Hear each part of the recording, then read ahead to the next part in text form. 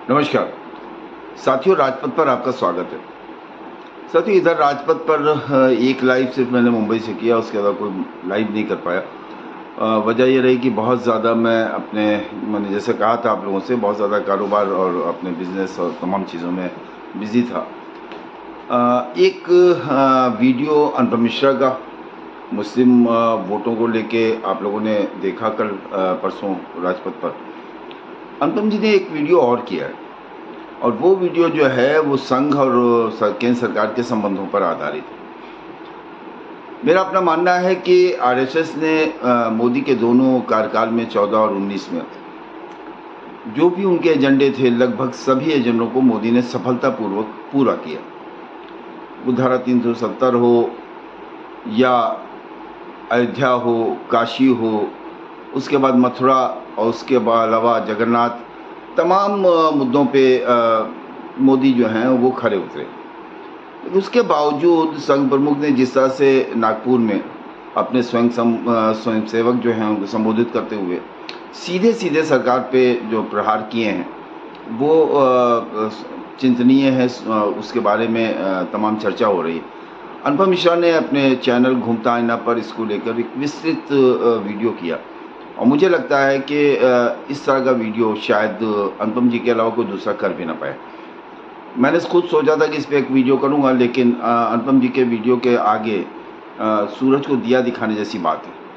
तो ये मैं आपको वो वीडियो जो अनुपम मिश्रा ने किया है वो आपके लिए प्रस्तुत करूंगा, और मैं फिर शाम तक फिर उत्तर प्रदेश की राजनीति, देश की राजनीति, इंडिया, एनडीए, मुस्लिम इश्यूज़, दलित मतदाता, नेता सदन उत्तर प्रदेश में कौन होगा, इसको लेके शाम को एक वीडियो लेके आऊँगा। तब तक के लिए ये एक बहुत ही विशेष अनुपम जी का वीडियो है, जो राजपथ के दर्शकों के लिए मैं ये वीडियो आप लोग ज़रूर देखें और अपनी प्रतिक्रिया ज़रूर दें। धन्यवाद। दोस्तों, कल हमने मोहन भागवत का भाषण सुना, जो कि उन्होंने नागपुर में स्वयंसेवकों से बात करते हुए दिया। बहुत साफ था कि वो सीधे सीधे मोदी सरकार और विशेष तौर से प्रधानमंत्री नरेंद्र मोदी पर निशाना लगा रहे हैं। निशाना लगा रहे हैं, शायद एक ऐसी भाषा हो जाएगी जो विपक्षियों के लिए रखनी चाहिए। आप कह सकते हैं कि कहीं ना कहीं मोहन भागवत प्रधानमंत्री नरेंद्र मोदी को नसीहत, शिक्षा देते हुए नजर आए। मोदी अपने आप को प्रधान सेवक कहते हैं, और उन्होंने बताया कि सेवक कैसा होना चाहिए, जिसके लिए सबसे बड़ी बात उन्होंने बताया कि आप में अहंकार नहीं होना चाहिए, तभी आप एक योग्य सेवक हैं। मणिपुर वाला मुद्दा भी उन्होंने उठाया। देखिए, मणिपुर एक नेशनल इशू है और विपक्ष इसको समय समय पर उठाता रहा है। लेकिन ये सोचने की बात कि मोहन भागवत को इसको एक पब्लिक मंच से उठाने की ज़रूरत पड़ी, तो क्या मोहन भागवत और नरेंद्र मोदी में इतनी भी बातचीत नहीं होती कि वो सीधे उनसे कह सकें कि साहब, हम मणिपुर को लेके चिंतित हैं? ये बात आपको आरएसएस में स्वयंसेवकों को संबोधित करते हुए एक पब्लिक मंच से कहनी पड़ी। जाहिर सी बात है, विपक्ष इसमें पूरे मज़े ले रहा है और कह रहा है कि देखिए साहब, हम तो पहले से कह रहे थे आरएसएस और बीजेपी अलग अलग हो गई। वो अलग बात है कि विपक्ष इसको बहुत ज़्यादा मुद्दा नहीं बना पा रहा है, क्योंकि भाजपा से ज़्यादा विपक्ष अगर किसी पे हमलावर रहता है तो आरएसएस पे। आरएसएस के चीफ आज ऐसी बात कह रहे हैं जो विपक्ष को पसंद तो आ रही है, लेकिन वो एक लिमिट से ज़्यादा उसको पसंद करने का ढोंग भी नहीं कर सकता, क्योंकि आरएसएस से उसको असली इश्यूज़ हैं। आपने देखा, भाजपा से ज़्यादा संघी, आरएसएस, नागपुरिया, संतरा, इस तरह के जो स्लैंग्स हैं इस्तेमाल किए जाते हैं राइट विंगर्स के लिए, दक्षिणपंथी लोगों के लिए, ख़ास तौर से जो लोग अपने आप को नेशनलिस्टिक कहते हैं, उनको इस तरह के तंज बहुत ज़्यादा आते हैं। बात सिर्फ मोहन भागवत की ही नहीं है। ऑब्ज़र्वर जो इनकी मैगज़ीन है, उसमें रतन शारदा ने एक लेख लिखा है और उसमें इन तमाम मुद्दों को बहुत डिटेल से लिखा है। आप इसको देखें जाके, ऑब्ज़र्वर को आपको ऑनलाइन मिल जाएगी, रतन शारदा का लेख भी मिल जाएगा, और उसमें उन्होंने कहीं से कोई संदेह नहीं बचने दिया है कि आरएसएस भारतीय जनता पार्टी से, नरेंद्र मोदी की भारतीय जनता पार्टी से नाराज़ ना कहें तो खिन्न तो ज़रूरी है। आरएसएस वालों से बात करें, मेरी तमाम लोगों से बात हुई, इनफैक्ट मेरी 2-1 लोगों से नागपुर में भी बात हुई। उन्होंने कहा कि हमने नहीं भाजपा को छोड़ा है, वैचारिक मुद्दों पे भाजपा ने हमको छोड़ दिया। ये मेरी लाइन नहीं है, ये मैं आपको आरएसएस की लाइन बता रहा हूँ। आपको याद होगा कि चुनाव में चौथे चरण के बाद भारतीय जनता पार्टी के राष्ट्रीय अध्यक्ष जेपी नड्डा ने खुलेआम मीडिया में कह दिया था कि साहब हमको आरएसएस की ज़रूरत अटल जी के समय थी, ये मोदी का टाइम है, हमको आरएसएस की ज़रूरत ही नहीं बची। अब भाजपा के राष्ट्रीय अध्यक्ष हैं, क्या कहूँ, मतलब थे उस समय, लेकिन ऐसी बात पे कौन यकीन करेगा और ये बात किसे पसंद आएगी? मुझे नहीं लगता ये एक ऐसी बात होगी जो किसी भी भारतीय जनता पार्टी या आरएसएस जिससे भी कोई जुड़ा होगा या फिर जो भाजपा का वोटर होगा उसको ये बात ज़रा सी भी अपील करेगी। मुझे नहीं लगता कि भाजपा के ऐसे वोटर्स भी मौजूद हैं जो वोट तो भाजपा को देते हैं लेकिन आरएसएस से दूरी बनाना चाहते हैं। बहुत गिने चुने हो तो मैं नहीं जानता, लेकिन आरएसएस एक ऐसी बॉडी है जिससे किसी ज़माने में जनसंघ निकला था और जिससे फिर भाजपा निकली। पेरेंट बॉडी देखें वही है, आपको अच्छा लगे बुरा लगे, जो बात सच है वो सच है। और उस बॉडी के लिए जो कि आज 100 साल से खड़ी हुई है, उसमें जेपी नड्डा जो मात्र 2-3 साल के अध्यक्ष थे, वो इतनी बड़ी बात कह के निकल जाते हैं और वो भी पब्लिकली मीडिया के सामने। मैं समझता हूँ कि ये बहुत ही, आपके जो भी डिफरेंसेस रहे हों, आपके जो भी मतभेद रहे हों, लेकिन अगर जेपी नड्डा इतनी बड़ी बात कह सकते हैं और कह ही नहीं सकते, उसके बाद उन पर कोई कार्रवाई तो बहुत दूर की बात है, उनको तो आपने कैबिनेट मिनिस्टर बना दिया। तो देखें, फिर कहूँगा कि अच्छा लगे या बुरा, बोल जेपी नड्डा रहे थे, लेकिन बहुत क्लियर है कि कहीं ना कहीं शब्द खुद प्रधानमंत्री नरेंद्र मोदी के थे। आप में से किसी को क्या ऐसा लगता है कि नरेंद्र मोदी के चाहे बगैर जेपी नड्डा खुद से आरएसएस से रिश्ता समाप्त करने की बात कह देंगे? कम से कम मुझे तो नहीं लगता। इस चुनाव को मैंने बहुत करीब से देखा और एक चीज़ जो मैं लगातार तमाम टीवी चैनल्स पे कहता रहा, मुझे आरएसएस वर्कर्स का बहुत ज़बरदस्त अभाव नज़र आया। मुझे लोग कहते हैं कि साहब हमने महाराष्ट्र में काम करते देखा, मध्य प्रदेश में करते देखा, छत्तीसगढ़ में करते देखा। मैं नहीं कह रहा हूँ, बिल्कुल नहीं है, ज़रूर काम हुआ है। मैं मान के चलता हूँ कि आरएसएस ये नहीं चाहती थी कि भारतीय जनता पार्टी सत्ता से बेदखल हो जाए, लेकिन मुझे लगता है आरएसएस कहीं ना कहीं ये ज़रूर चाहती थी कि भारतीय जनता पार्टी के सामने एक रियलिटी चेक आ जाए, एक झटका ज़रूर लग जाए। क्योंकि अभी जैसा कि मैं आगे बताऊंगा, दोनों वैचारिक प्लेन पे बहुत अलग अलग जाना शुरू कर चुके थे। मेरी आरएसएस से मेरे अपने खुद के डिफरेंसेस हैं। मैं तमाम चीज़ों पे आरएसएस की परिभाषा से सहमत नहीं हूँ। ख़ास तौर से जब आरएसएस प्रमुख सरसंघचालक कहते हैं कि इस पूरे खित्ते में रहने वाले तमाम लोग हिंदू हैं, जो भी इस इलाके में रहता है वो हिंदू है। मैं हिंदू की इस परिभाषा को नहीं मानता। अगर हिंदू की यही सब परिभाषा सही है तो फिर आप डेमोग्राफी की बात क्यों उठाते हैं? फिर आप क्यों कहते हैं कि देश में मुसलमान बढ़ रहे हैं? फिर तो आप कहिए देश में हिंदू बढ़ रहे हैं। अगर हर कोई हिंदू है तो फिर आपको ये बात नहीं उठानी चाहिए। तो यहाँ मैं कहीं ना कहीं आरएसएस की तमाम बातों से एक मेरा अपना मतभेद है। मेरा अपना ये भी मानना है, मैंने आरएसएस के कई सरसंघ चालकों को देखा है। रजू भैया के साथ मेरा अपना बड़ा जाति रिश्ता रहा है। हमारे अपने प्रयागराज के थे और अक्सर ऑफिस में आते थे और ज़बरदस्त आदमी थे साहब। में उनका मैं कभी रजू भैया पे फिर कभी कोई और प्रोग्राम बनाऊंगा। मैं बहुत प्रभावित था उनसे। तो बहुत ही सिंपल, बहुत ही सरल, लेकिन जैसे मुझे याद है कि कितने ढेर सारे बार हम लोग बैठे साथ में बात किए, लेकिन इंटरव्यू उन्होंने मुझे एक भी नहीं दिया। अखबार में छपने लायक कुछ नहीं कहा। तो उस ज़माने में जो सरसंघ चालक हुआ करते थे, देखिए आप, पहले इनके मोहन भागवत के पहले के सुदर्शन थे, उसके पहले रज्जू भैया थे, उसके पहले भावराव देवरस थे। भावराव देवरस बहुत ज़माने तक, 21 साल, 1973 से लेकर 1994 तक। बाबरा देवरस मैं मानता हूँ कि आरएसएस के शायद लॉन्गेस्ट सर्विंग चीफ होंगे, मैंने देखा नहीं। बहरहाल ये सब मीडिया से बहुत संपर्क नहीं रखते थे, बहुत इनकी एक अलग सी एक मॉन्क टाइप की लाइफ हुआ करती थी। आप जानते हैं कि ये सब ब्रह्मचारी होते हैं, इनके अपने परिवार नहीं होते हैं और ये मीडिया से भी मिलते जुलते नहीं थे, बहुत रेयरली कभी किसी से मुलाकात कर ली। के.एस. सुदर्शन साहब के टाइम से मैंने देखा थोड़ा थोड़ा बदलाव आया और के.एस. सुदर्शन को हमने मीडिया पे बोलते देखा, फिर सोशल मीडिया भी आ चुका था, तमाम चीज़ें शुरू हो गई थी।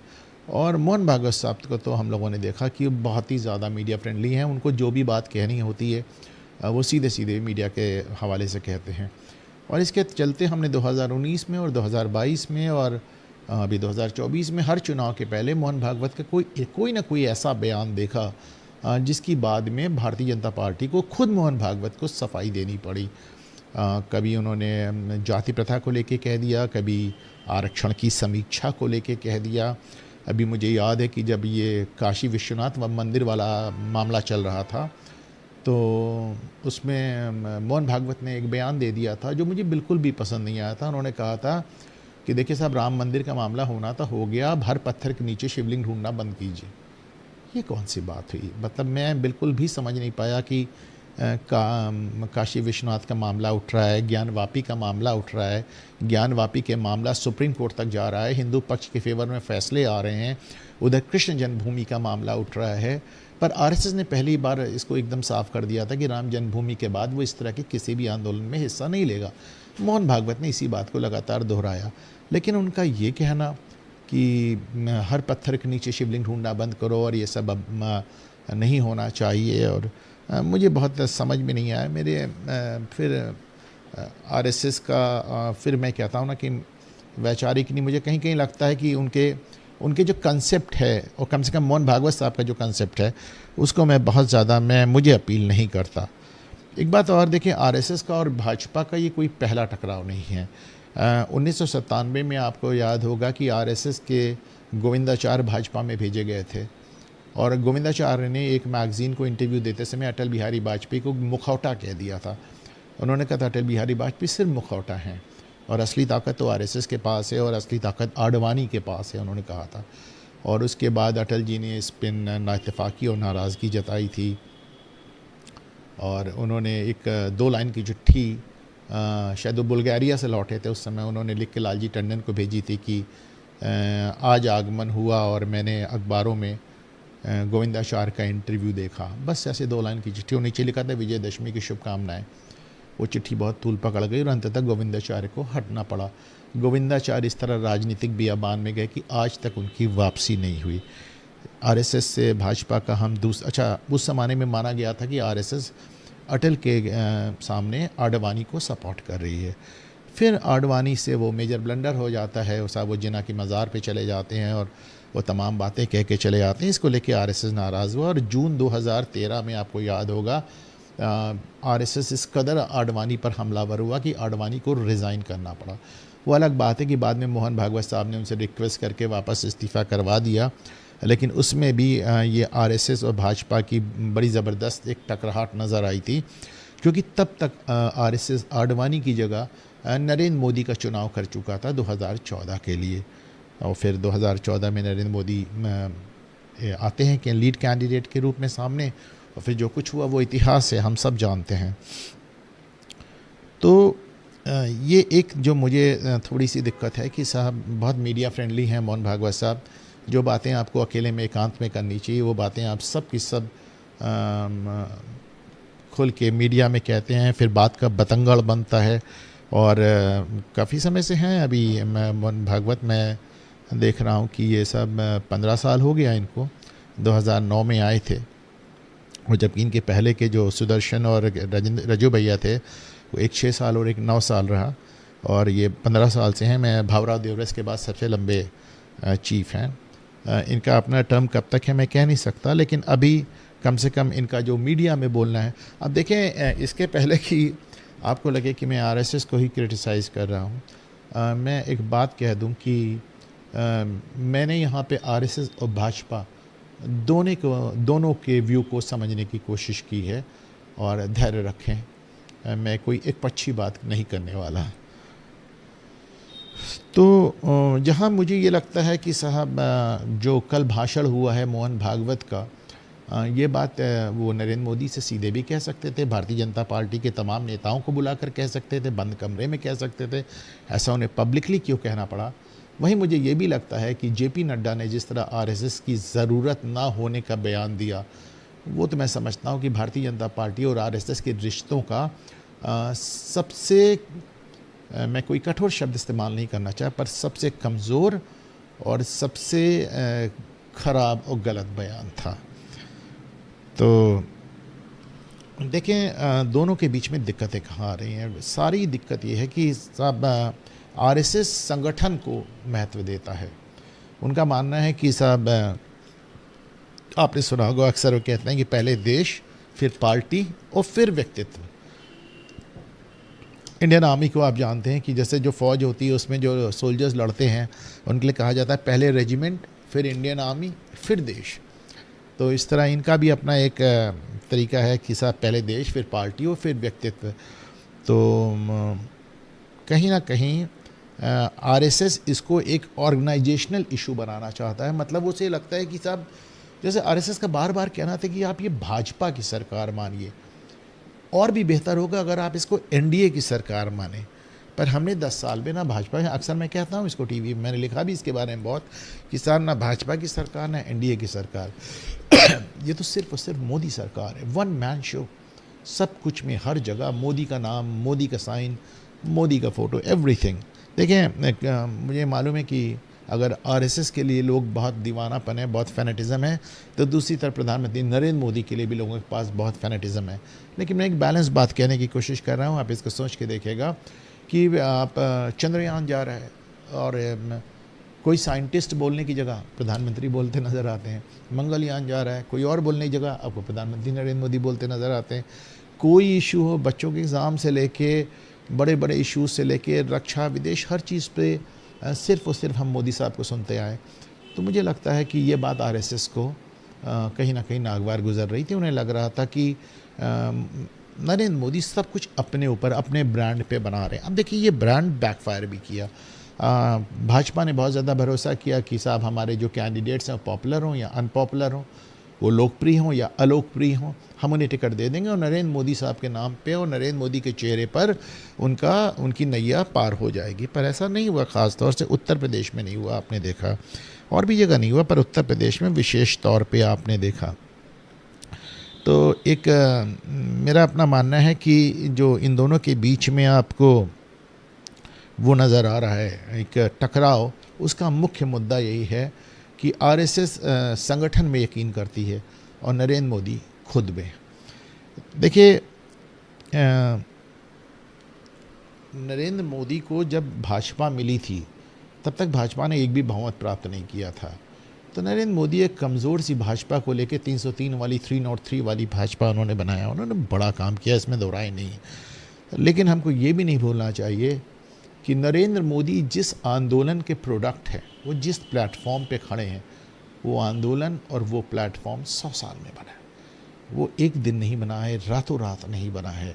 उसमें न जाने कितनी कुर्बानियाँ हुई हैं और कहीं ना कहीं मुझे खुद भी लगता है कि वो कुर्बानियाँ जो हैं नज़रअंदाज हुई हैं।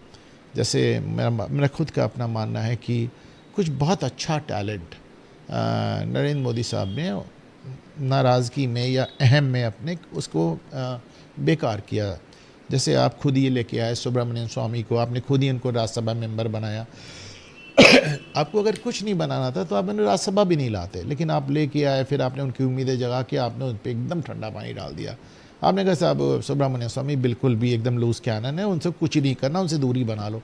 आपने देखा वो 5 साल से बैठ के आपको कोस रहे हैं, 6 साल से।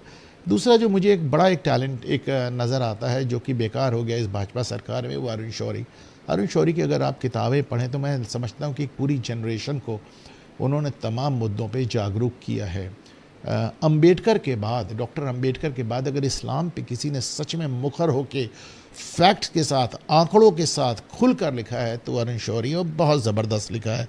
लेकिन हमने उनको भी नज़रअंदाज किया। मुझे नहीं लगता है कि उनसे अच्छा शिक्षा मंत्री हमको मिल सकता था। शिक्षा मंत्री से हमें याद आया कि देखिए मोदी सरकार से सबको उम्मीद थी और लगातार भाजपा कई दशकों से कह रही थी कि साहब आपकी किताबें ख़राब हैं, आपकी इतिहास की किताबें ख़राब हैं। लेकिन कितनी इतिहास की किताबें बदल गई। 6-7 साल बाद आपने देखा जावड़ेकर जैसे हमारे शिक्षा मंत्री कहते हैं कि हमने कॉमा फुल स्टॉप नहीं बदला। ये बड़ा एक अफसोस वाली बात होती है। भाजपा जो कह रही थी कि साहब राइट टू एजुकेशन में जो माइनॉरिटीज़ को प्रिविलेज दिया गया है वो हम हटा देंगे, वो नहीं हटा अब तक। राइट टू एजुकेशन में आप जानते हैं माइनॉरिटीज़ के ऊपर नहीं लागू होता, माइनॉरिटी इंस्टीट्यूशंस पे हम सब पे लागू होता है। तो ऐसे में उनको एक बेहतर प्लेइंग ग्राउंड मिल जाता है। माइनॉरिटीज़ को लेके तमाम जो आर्टिकल्स थे उन सब पे भाजपा एतराज़ करती रही, पर किसी को उन्होंने आपने नहीं छुआ। आपका जो सबसे बड़ा एक वादा था कि आप मंदिरों को आज़ाद कर देंगे, मंदिरों को मुक्त कर देंगे, जो 1920 के दशक से बंद हैं। आपको मालूम ही होगा कि हमारे सारे मंदिर, जितने बड़े मंदिर हैं, सब सरकारी कंट्रोल में हैं, जबकि सारी मस्जिदें, सारे गिरजाघर, सारे गुरुद्वारे ये सब फ्री हैं। इनिशियली जब 1920 के आसपास अंग्रेज़ों ने कानून बनाया था तो उनमें सारे रिलीजियस प्लेसेस, सारे धार्मिक स्थलों को उन्होंने सरकारी कंट्रोल में रखा था। लेकिन इतना ज़बरदस्त बैकलैश आया, इतना विरोध आया कि उन्होंने बाकी सबको तो छोड़ दिया, मंदिरों को नहीं छोड़ा। तो भाजपा ज़माने से कहती रही कि साहब हम मंदिरों को आज़ाद कर। अच्छा, मंदिरों को आज़ाद करने में फ़र्ज़ कीजिए कि आप हिस्ट्री बुक चेंज करेंगे, आपको लगता है कि साहब विदेश में लोग क्या कहेंगे, तो लेफ़्ट वाले क्या कहेंगे, तो लिबरल वाले क्या कहेंगे, तो तमाशा मचाएंगे, हाहाकार होगा। पर हिस्ट्री बुक्स से चलिए मान लिया आपका ये आप मंदिरों को आज़ाद करने में आपको कौन रोक रहा है? न मुसलमान आपसे कह रहे हैं आप अपने मंदिरों को आज़ाद ना कीजिए, न लेफ्टिस्ट आपसे कह रहे हैं मंदिरों को आज़ाद ना कीजिए। आप क्यों नहीं कर रहे? आप आज तक उसको बता नहीं पाए। बहरहाल, coming back to RSS and BJP कि आरएसएस क्यों नाराज़ है। देखिए मैं आपको बताऊं, आरएसएस की नाराज़गी जो सबसे पहली शुरू हुई, देखिए जब अयोध्या में गोली चलवाई थी मुलायम सिंह यादव ने, तो मुलायम सिंह को तो आपने पद्म विभूषण दे दिया ये सोच के कि आपको यादव वोट मिलेगा। और उस समय जो मुलायम सिंह के प्रमुख सचिव थे नृपेंद्र मिश्रा, उनको आपने राम मंदिर निर्माण समिति का अध्यक्ष बना दिया। तो देखिए तमाशा हो गया। मतलब जिस आंदोलन से भाजपा, राम मंदिर आंदोलन से भाजपा की नींव पड़ी, और उसी राम मंदिर में जब उसको बनवाने के लिए जब गोलियां चली, सैकड़ों लोगों ने अपनी जानें दी, जवान भाई मारे गए, बच्चे मारे गए, तो उनको मरवाने वाला जो मुख्यमंत्री था उनको आपने पद्म विभूषण दिया। और उस समय जो मुख्यमंत्री का दाहिना हाथ था, मुख्यमंत्री खुद तो फ़ोन उठा के नहीं कहता ना गोली चला दो, जाहिर है वो अपने प्रमुख सचिव से कहता है, अपने सेक्रेटरी से कहता है। तो उस समय जो मुख्यमंत्री के सचिव थे नृपेंद्र मिश्रा, उनको आपने राम मंदिर निर्माण समिति का अध्यक्ष बना दिया। ये बात मुझे नहीं अपील करती, आपको नहीं करेगी, तो जाहिर सी बात है आरएसएस को भी नहीं करेगी। ये वो समय था जब आरएसएस ने मना किया कि साहब आप ऐसा ना करें, ये प्रतीकात्मक रूप से गलत होगा, ये कार्मिक जिसे कहना चाहिए प्लेटफॉर्म पे गलत होगा। पर भाजपा ने नहीं, भाजपा मतलब नरेंद्र मोदी ने नहीं सुनी, और यहाँ से एक खाई शुरू हो गई बननी। उसके बाद आरएसएस के दो चीज़ें थी प्राण प्रतिष्ठा को लेके। एक तो वो चाहते थे कि प्राण प्रतिष्ठा चुनाव के बाद हो। वो कहते थे कि साहब चुनाव के बाद आप करें, और चुनाव थोड़ा लोगों को उत्सुकता बनी रहने दें, आप पहले से कर देंगे आपके पास कोई मुद्दा नहीं रह जाएगा। आपने कर दिया, और आपने देखा कि राम मंदिर चुनाव में मुद्दा ही नहीं बन पाया। तो भाजपा एक राजनीतिक पार्टी है, आरएसएस एक वैचारिक पार्टी है, लेकिन इस मुद्दे पे आप देखें कि आरएसएस ने राजनीति को ज़्यादा अच्छा समझा, भाजपा नहीं समझ पाई उस तरह। भाजपा ने इतना बड़ा मुद्दा हाथ से गंवा दिया। अगर आज प्राण प्रतिष्ठा आप मान के चलें कि जुलाई में होती, अगस्त में होती, तब तक मंदिर भी पूरा हो जाता। जो कहा जाता है कि अधूरे मंदिर में कर दिया, तब तक मंदिर भी पूरा हो जाता। तो लोगों में एक उत्सुकता बनी रहती कि साहब मंदिर को इस लेवल तक ले आए हैं, प्राण प्रतिष्ठा होगी तो आपको उसका एक ज़रूर लाभ मिलता, जो लाभ आपको इस इलेक्शन में नहीं मिला।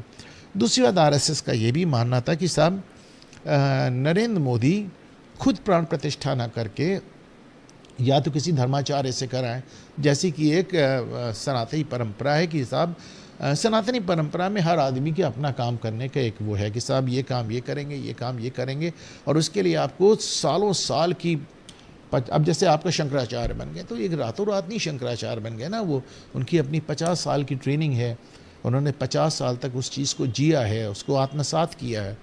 तो उनका ये मानना था कि साहब इसको चारों शंकराचार्य को बुला के विधिवत विधि विधान से कराया जाए। नरेंद्र मोदी एक राजनीतिक आदमी, वो कुल मिलाकर जो राम मंदिर आंदोलन है उसको हिंदुत्व का आंदोलन बनाना चाहते थे, वो उसको पॉलिटिकल आंदोलन नहीं बनाना चाहते थे। भारतीय जनता पार्टी को लगता था कि साहब हमें इससे पॉलिटिकल लाभ मिलना चाहिए। लेकिन जो बात भाजपा नहीं समझ पाई कि अगर आप इसको एक नेशनल कल्चरल और गैर राजनीतिक आंदोलन भी बनाते तो लाभ तो आपको राजनीतिक होता ही। अभी क्या हुआ, जब नरेंद्र मोदी खुद बैठ गए गर्भगृह में प्राण प्रतिष्ठा करने, तो आपने देखा कि लोगों ने इसको कह दिया कि साहब ये तो बहुत एकदम पॉलिटिकल एक मामला है।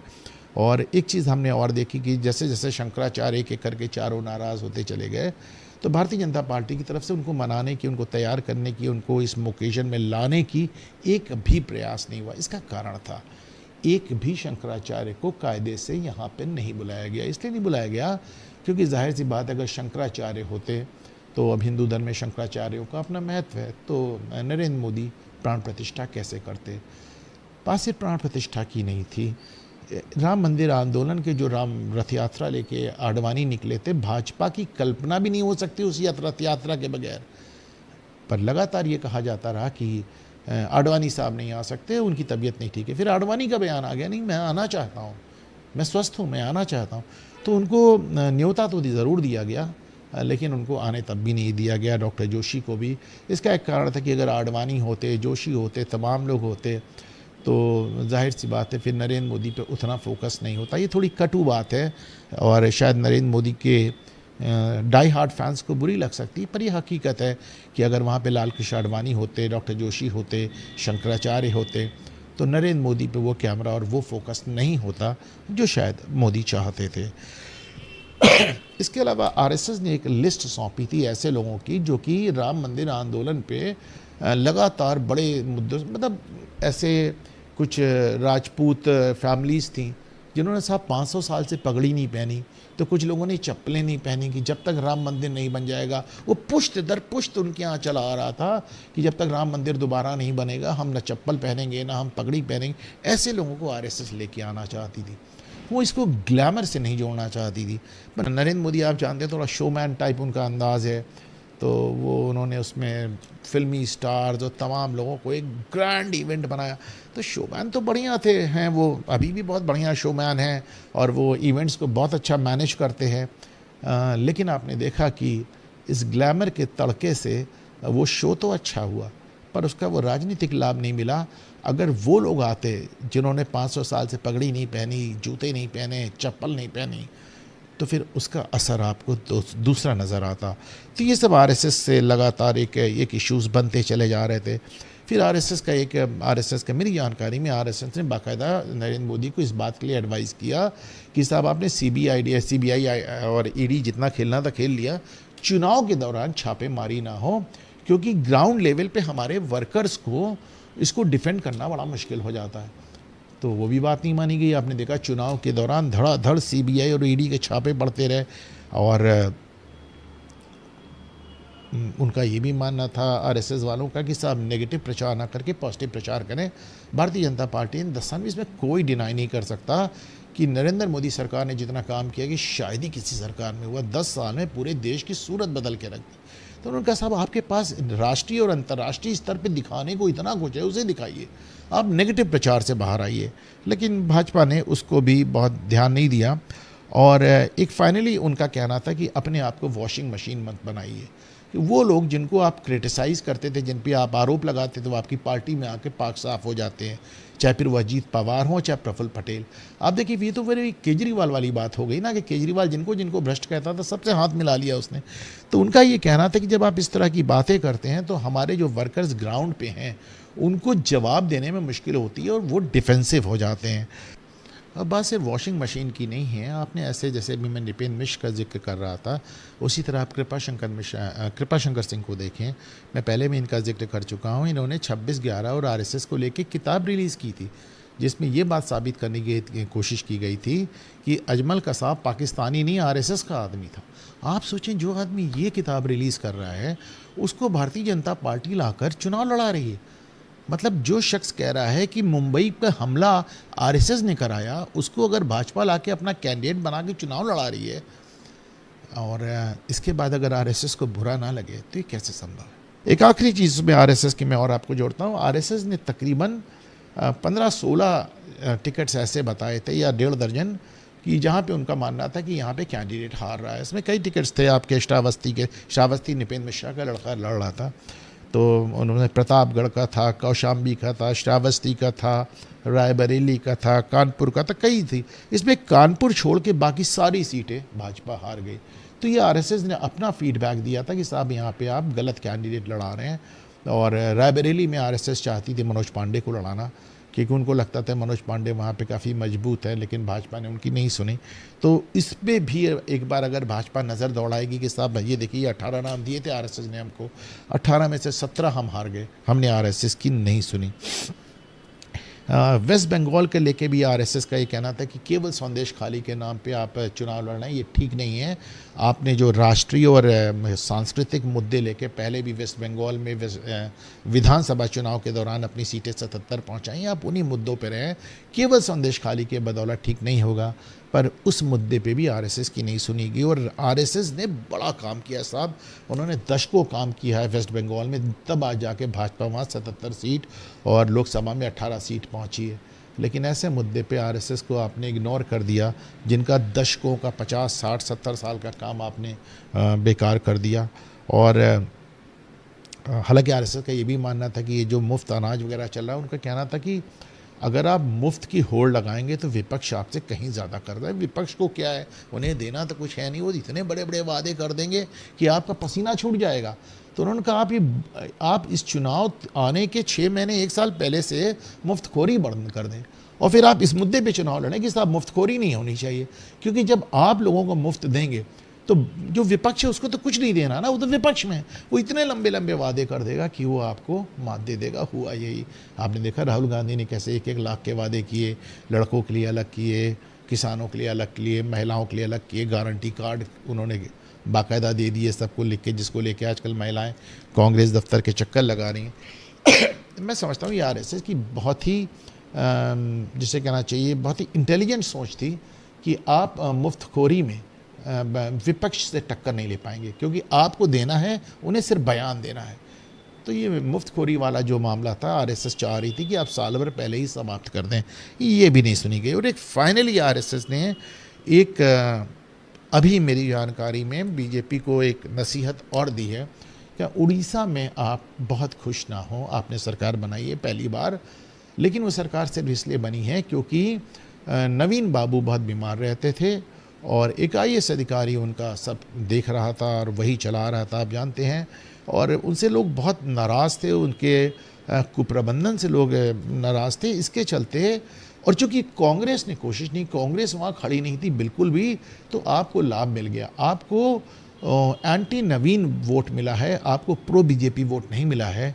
और अगर कांग्रेस वहाँ पे ठीक से आपको टक्कर देगी तो आपको समझ में आएगा कि उड़ीसा इतना आसान नहीं है। तो ये आरएसएस की एक पार्टिंग नसीहत, एक आखिरी नसीहत जिसे मैं कहता हूँ। और अब इसको वाइंड अप करते हैं। तो मैं मान के चलता हूँ कि देश और कौम के हित में और हिंदू हित में और इस देश के तमाम लोगों के हित में मुझे यही लगता है कि बेहतर होगा कि आरएसएस और भारतीय जनता पार्टी जो कुछ भी उनके डिफरेंसेस हैं, जो भी उनके मतभेद हैं, उनको अक्रॉस द टेबल एक कमरे में बैठ के आमने सामने बात करके सुलझा लें। हमें याद होना चाहिए कि 2014 में मैं प्रधानमंत्री बनने के बाद नरेंद्र मोदी एक बार भी आरएसएस हेडक्वार्टर नागपुर नहीं गए। नरेंद्र मोदी को अपनी विदेशी छवि की भी बहुत चिंता है, होनी भी चाहिए, लेकिन आप अपने पेरेंट ऑर्गेनाइजेशन से इतनी दूरी बनाकर चलेंगे तो फिर एक दिक्कत आएगी। देखिए, जिस समय ये कहा गया था कि नरेंद्र मोदी ने लाल किशोरवानी को, डॉक्टर जोशी को, अटल जी को सबको मार्गदर्शक मंडल में डाल दिया, तो गलत। मैं उस समय भी कहता था बिल्कुल गलत नहीं है, सत्ता के 2 केंद्र नहीं हो सकते। और अगर आडवाणी मौजूद रहते, डॉक्टर जोशी मौजूद रहते, अटल जी तो बहुत बीमार थे, तो जाहिर सी बात है सत्ता के कई केंद्र हो जाते, वो एकदम सही फैसला था। लेकिन आरएसएस एक वो पेड़ है जिसका भाजपा सबसे मीठा फल है। मुझे लगता है कि ये जो एक गुड सेंस प्रिवेल होना चाहिए। और जो कुछ भी दूरियां बनी हैं इस चुनाव में, जो ये भाजपा को झटका लगा है, जो ये बहुमत नहीं मिला है, आप मान के चलें कि अगर उससे सबक लेकर भाजपा और आरएसएस में फिर से एक प्लेटफॉर्म पे आ जाते हैं, मतभेद समाप्त कर लेते हैं, तो इसको आप मान कर चलें कि ये जो झटका लगा इसकी कीमत वसूल होगी।